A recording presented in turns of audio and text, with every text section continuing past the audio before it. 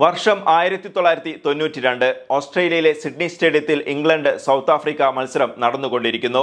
മഴ പെയ്തത് കാരണം 45 ഓവറാക്കി ചുരുക്കിയ മത്സരത്തിൽ ഇംഗ്ലണ്ട് ഉയർത്തിയ 252 റൺസ് ടാർഗറ്റിനെതിരെ തിരിച്ച് ബാറ്റിംഗിനിറങ്ങിയ സൗത്ത് ആഫ്രിക്ക 42.5 ഓവറിൽ 6 വിക്കറ്റ് നഷ്ടത്തിൽ 231 റൺസ് എടുത്തു നിൽക്കെ വീണ്ടും മഴയെത്തി.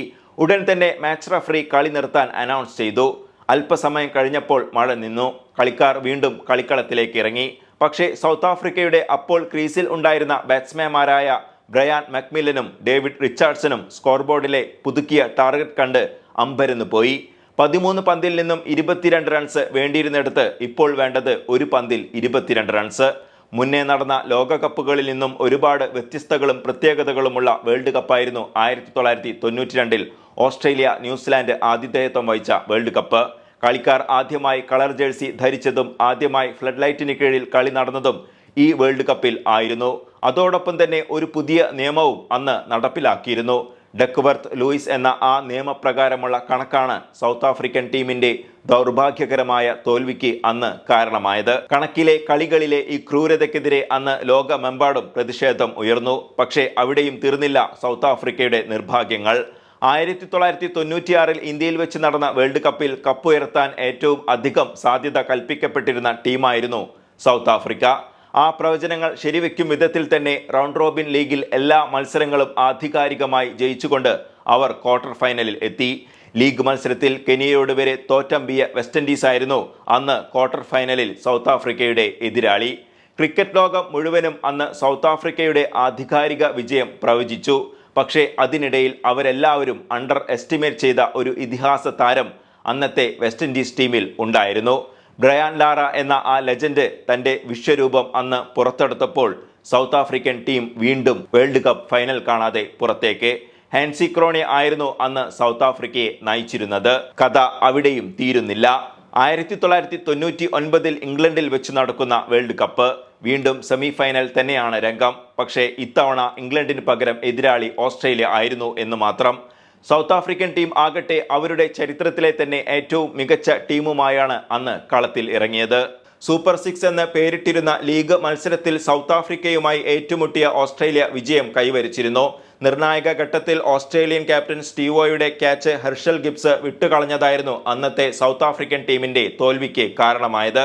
ക്യാച്ച് എടുത്ത ശേഷം സെലിബ്രേഷന് വേണ്ടി പന്ത് ഉയർത്തി എറിയുന്നതിന് ഇടയിൽ ഗിബ്സിന്റെ വിരലുകൾക്കിടയിലൂടെ പന്ത് ഊർന്ന് താഴെ വീണു. ആ ക്യാച്ച് ഒരു ഡ്രോപ്പ്ഡ് ക്യാച്ചായി കൺസിഡർ ചെയ്യുകയും തുടർന്ന് മികച്ച ഫോമിൽ ബാറ്റ് ചെയ്ത് അജയ്യനായി 120 റൺസ് എടുത്ത സ്റ്റീവോ ഓസ്ട്രേലിയയെ 5 വിക്കറ്റ് വിജയത്തിലേക്ക് എത്തിക്കുകയും ചെയ്തു. അത് കഴിഞ്ഞ് സെമി ഫൈനലിൽ അവർ വീണ്ടും മുഖാമുഖം ഏറ്റുമുട്ടിയപ്പോൾ ഷോൺ പൊള്ളക്കിന്റെയും ഡൊണാൾഡിന്റെയും മാരക ബൗളിങ്ങിന് മുന്നിൽ ഓസ്ട്രേലിയയുടെ എല്ലാ ബാറ്റ്സ്മാൻമാരും വെറും 213 റൺസിൽ കൂടാരം കയറി. മറുപടി ബാറ്റിങ്ങിന് ഇറങ്ങിയ സൗത്ത് ആഫ്രിക്ക കാലിസിന്റെ മികച്ച പെർഫോമൻസിലൂടെയും ലാൻസ് ക്ലുസ്നറുടെ അഗ്രസീവ് ബാറ്റിങ്ങിലൂടെയും 49-ാം ഓവറിൽ 9 വിക്കറ്റ് നഷ്ടത്തിൽ 205 എന്ന നിലയിൽ എത്തി. അവസാന ഓവറിൽ ജയിക്കാൻ വേണ്ടിയിരുന്നത് 9 റൺസ്. ഫ്ലെമിംഗിന്റെ ആദ്യ പന്ത് തന്നെ ക്ലുസ്നർ ബൗണ്ടറിയിലേക്ക് പറത്തി.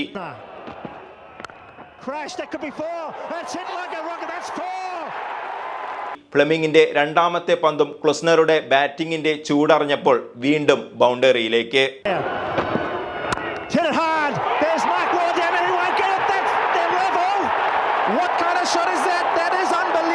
Score Australia 213, South Africa 213. പക്ഷേ ടൈ ആയാൽ പോലും വിജയം സൗത്ത് ആഫ്രിക്കയ്ക്ക് അന്യം നിൽക്കും എന്നത് കളിക്കാരിലും കാണികളിലും കളിയുടെ ഉദ്വേഗത്തിന്റെ ആക്കം കൂട്ടി. ആ സമയത്ത് വെറും 14 പന്തിൽ നിന്നും 31 റൺസായിരുന്നു ക്ലുസ്നറുടെ ബാറ്റിൽ നിന്നും പിറന്നിരുന്നത്. അതോടെ എല്ലാ കണ്ണുകളും പ്രതീക്ഷകളും ക്ലുസ്നറിലേക്ക് മാറി. മൂന്നാമത്തെ പന്ത് മിഡോണിലേക്ക് അടിച്ചെങ്കിലും സിംഗിൾ എടുക്കുക റിസ്ക് ആയതിനാൽ നോൺ സ്ട്രൈക്കർ എൻഡിൽ നിന്നും ഓടാൻ തുനിഞ്ഞ ഡൊണാൾഡിനെ ക്ലുസ്നർ മടക്കി അയച്ചു.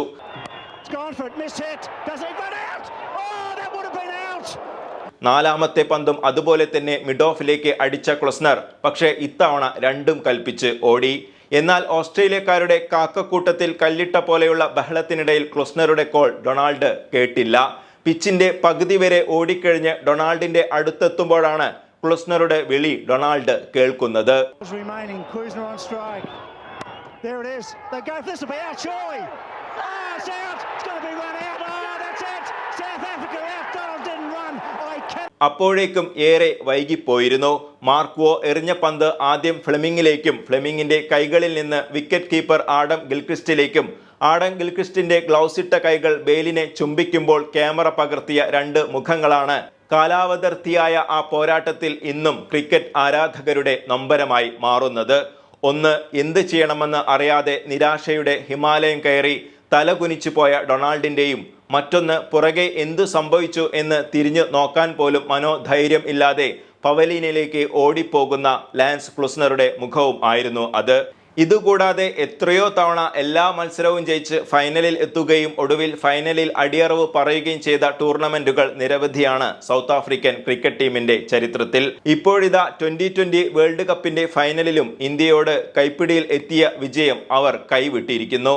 24 പന്തിൽ നിന്നും 26 റൺസ്, അതും 6 വിക്കറ്റ് കയ്യിലിരിക്കെ വളരെ ശ്രദ്ധിച്ച് സിംഗിൾ എടുത്ത് കളിച്ചാൽ പോലും അനായാസ വിജയം കൈവരിക്കാമായിരുന്ന ആ അവസരത്തിൽ കത്തിക്കയറി ബാറ്റ് ചെയ്തുകൊണ്ടിരുന്ന ക്ലാസന്റെ ആ ഒരു ഷോട്ടായിരുന്നു കളി മാറ്റി എഴുതിയത്.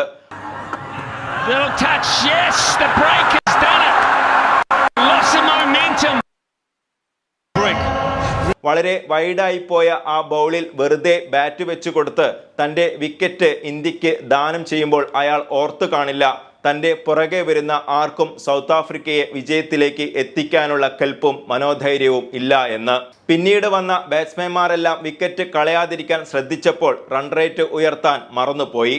അവസാന ഓവറുകളിലേക്ക് എത്തിയപ്പോഴേക്കും അത് അവരിൽ കൂടുതൽ സമ്മർദ്ദം ഉണ്ടാക്കുകയും ആ സമ്മർദ്ദം മുതലെടുത്ത് ഇന്ത്യൻ ടീം വിജയത്തിലേക്ക് നടന്ന് കയറുകയുമായിരുന്നു. റിസൾട്ട് വീണ്ടും സൗത്ത് ആഫ്രിക്കയ്ക്ക് ഫൈനലിൽ ദൗർഭാഗ്യകരമായ ഒരു തോൽവി.